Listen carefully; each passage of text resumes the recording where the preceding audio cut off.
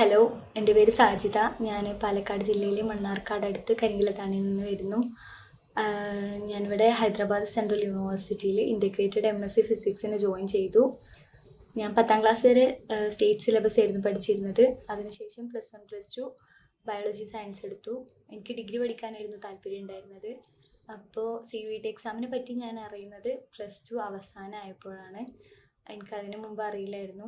അപ്പോൾ ഞാൻ ജസ്റ്റ് യൂട്യൂബിൽ ഇങ്ങനെ സ്ക്രോൾ ചെയ്യുന്നതിൻ്റെ ഇടയിലാണ് CUET എക്സാമിനെ പറ്റിയിട്ടൊരു വീഡിയോ കണ്ടത്. അപ്പോൾ അതെടുത്ത് നോക്കിയപ്പം പ്രപ്പോയ്സിൻ്റെ ചാനലിലായിരുന്നു ഉണ്ടായിരുന്നത്. അപ്പോൾ അതെടുത്ത് നോക്കി. അപ്പോൾ പ്രപ്പോയ്സിൻ്റെ ചാനലിൽ അതിനെപ്പറ്റി ഡീറ്റെയിൽഡ് ആയിട്ടുള്ള കുറേ വീഡിയോസ് ഉണ്ടെന്ന് എല്ലാം കണ്ടു. CUET എക്സാമിനെ പറ്റിയിട്ട് ഒക്കെ അറിഞ്ഞു. എങ്ങനെ അപ്ലൈ ചെയ്യാമെന്നും സെൻട്രൽ യൂണിവേഴ്സിറ്റിയിൽ എങ്ങനെ അഡ്മിഷൻ എടുക്കാമെന്നും എങ്ങനെ പ്രിപ്പയർ ചെയ്യണമെന്നും അങ്ങനെ എല്ലാ ഡീറ്റെയിൽഡ് ആയിട്ടുള്ള വീഡിയോസ് അവർ ഇട്ടിട്ടുണ്ടായിരുന്നു. അപ്പം ഞാൻ എക്സാമിന് വേണ്ടിയിട്ട് അപ്ലൈ ചെയ്തു. എന്നിട്ട് പ്രപ്പോയ്സിൻ്റെ തന്നെ 2 മാസത്തെ ക്രാഷ് കോഴ്സിന് ജോയിൻ ചെയ്തു. പ്രപ്പോയ്സിൻ്റെ കൂടെ ഉണ്ടായിരുന്ന എക്സ്പീരിയൻസ് നല്ലൊരു എക്സ്പീരിയൻസ് ആയിരുന്നു. അവർ എല്ലാത്തിനും എല്ലാ ചാപ്റ്റേഴ്സിൻ്റെയും ഡീറ്റെയിൽഡ് ആയിട്ടുള്ള വീഡിയോസ് എല്ലാ ചാപ്റ്റേഴ്സിൻ്റെയും ഇട്ടിട്ടുണ്ടായിരുന്നു. കൂടെ വാല്യൂ ആഡഡ് നോട്ട്സ് ഉണ്ടായിരുന്നു. വാല്യൂ ആഡഡ് നോട്ട്സ് ആണ് എനിക്ക് പേഴ്സണലി ഒന്നും കൂടെ ഞാൻ യൂസ് ചെയ്തിട്ടുള്ളത്. വീഡിയോ കാണുന്നതിനേക്കാളും കൂടുതലായിട്ട് 2 മാസം സമയം ആയതുകൊണ്ട് വീഡിയോ കാണുന്നതിനേക്കാളും എനിക്കൊന്നും കൂടെ എഫക്റ്റീവായിട്ട് തോന്നിയത് നോട്ട്സ് വായിക്കുന്നതായിരുന്നു. പിന്നെ ഇംഗ്ലീഷിൻ്റെ കാര്യത്തിൽ ഞാൻ വീഡിയോയും കണ്ടിരുന്നു, കൂടെ നോട്ട്സും വായിച്ചിരുന്നു. അങ്ങനെയായിരുന്നു. നല്ല അഭിരാമി മിസ്സിൻ്റെ നല്ല ക്ലാസ്സസ് ആയിരുന്നു. പിന്നെ ഞാൻ മൊത്തത്തിൽ എഴുതിയിരുന്നത് 6 പേപ്പേഴ്സായിരുന്നു ഞാൻ എഴുതിയിട്ടുണ്ടായിരുന്നത്. അതിൽ physics, chemistry, mathematics, biology, general test, English ആയിരുന്നു. അതിൽ ഞാൻ ഫോക്കസ് ചെയ്തിരുന്നത് ഫിസിക്സ്, കെമിസ്ട്രി, മാത്സും ഇംഗ്ലീഷും ആയിരുന്നു. അങ്ങനെ പിന്നെ നമ്മൾ പ്രപ്പോയ്സ് നമുക്ക് ഒരു പേഴ്സണൽ മെൻറ്റേഴ്സിനെ പ്രൊവൈഡ് ചെയ്യും. മെൻറ്റേഴ്സ് ഭയങ്കര ഹെൽപ്ഫുള്ളും ഭയങ്കര ഫ്രണ്ട്ലിയാണ്. നമുക്ക് എന്ത് ഡൗട്ട് വേണമെങ്കിലും അവരടുത്ത് ചോദിക്കാം. നമ്മുടെ പഠിക്കുന്ന കാര്യത്തിലാണെങ്കിലും ഓരോ യൂണിവേഴ്സിറ്റിനെ കുറിച്ചിട്ടുള്ള ഡൗട്ടാണെങ്കിലും നമുക്ക് ഓരോരുത്തർ ചോദിക്കാം. ഇപ്പം എൻ്റെ മെൻറ്റർ ഫഹീം സാറായിരുന്നു. സാറ് ഭയങ്കര ഹെൽപ്ഫുള്ളും ഭയങ്കര ഫ്രണ്ട്ലി ആയിരുന്നു. സാറ് JMIയിലായിരുന്നു പഠിച്ചിരുന്നത്. എക്സാം പൊതുവെ ഒരു ഈസി ടു മോഡറേറ്റ് ലെവലായിരുന്നു. ഭയങ്കര ഹാർഡും അല്ല, എന്നാൽ ഭയങ്കര ഈസി അല്ല. ഒരു മോഡറേറ്റ് ലെവൽ ക്വസ്റ്റ്യൻസ് ആയിരുന്നു. എനിക്ക് 6 പേപ്പേഴ്സ് 3 പേപ്പേഴ്സായിട്ട് 2 ദിവസമായിട്ടായിരുന്നു എക്സാം ഉണ്ടായിരുന്നത്.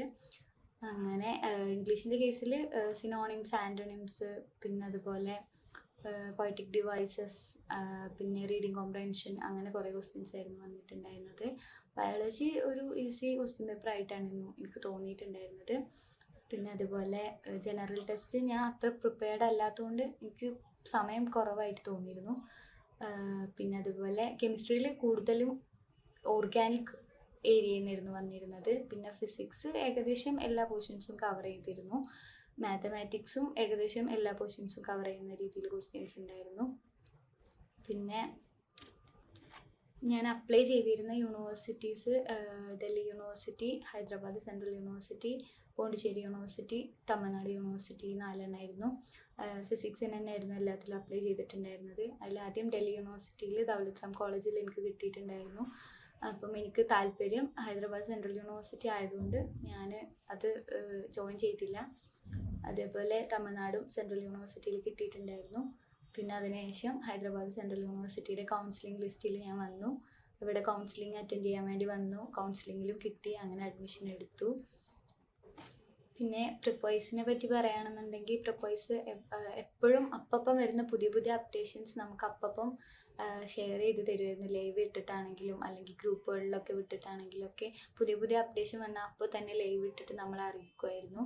എൻ്റെ ഈ ഒരു CUET ജേർണിയിൽ ഇപ്പോഴും പ്രപ്പോയ്സ് എൻ്റെ കൂടെ ഉണ്ടായിരുന്നു. ഓരോ ഘട്ടത്തിലും ഈവൻ അപ്ലൈ ചെയ്യുമ്പോൾ നമ്മൾ ശ്രദ്ധിക്കേണ്ട കാര്യങ്ങൾ പറഞ്ഞു തന്നിട്ടാണെങ്കിലും പ്രിപ്പറേഷൻ്റെ ടൈമിലാണെങ്കിലും എല്ലാ ടൈമിലും പ്രപ്പോയ്സ് നമ്മുടെ കൂടെ ഉണ്ടായിരുന്നു.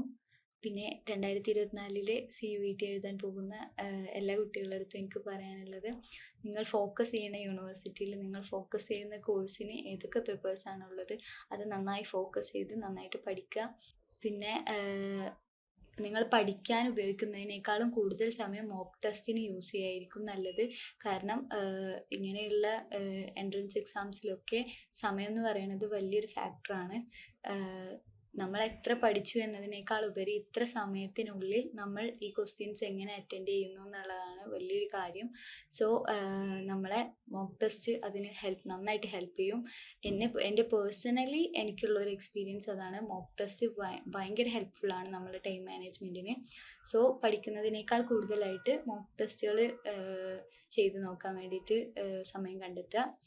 പിന്നെ പ്രിപ്പൈസിൻ്റെ കൂടെയാണെന്നുണ്ടെങ്കിൽ നിങ്ങൾ വർക്ക് ചെയ്യാൻ തയ്യാറാണെന്നുണ്ടെങ്കിൽ എന്താണേലും നിങ്ങൾക്ക് CUET ക്രാക്ക് ചെയ്യാൻ പറ്റുമെന്ന് എനിക്ക് വിശ്വാസമുണ്ട്. അവസാനമായിട്ട് എന്നെ ഇങ്ങനെ ഇത്രയും നല്ലൊരു സെൻട്രൽ യൂണിവേഴ്സിറ്റിയിൽ അഡ്മിഷൻ കിട്ടാൻ വേണ്ടിയിട്ട് ഹെൽപ്പ് ചെയ്ത എൻ്റെ കൂടെ നിന്നിട്ടുള്ള പ്രിപ്പൈസിന് വലിയൊരു താങ്ക്സും പറഞ്ഞ് ഇനി 2024 CUET എഴുതുന്ന കുട്ടികൾക്ക് നന്നായി അറ്റൻഡ് ചെയ്യാൻ പറ്റട്ടെ എന്ന് ആശംസിച്ചുകൊണ്ട് ഞാൻ നിർത്തുകയാണ്. Thank you.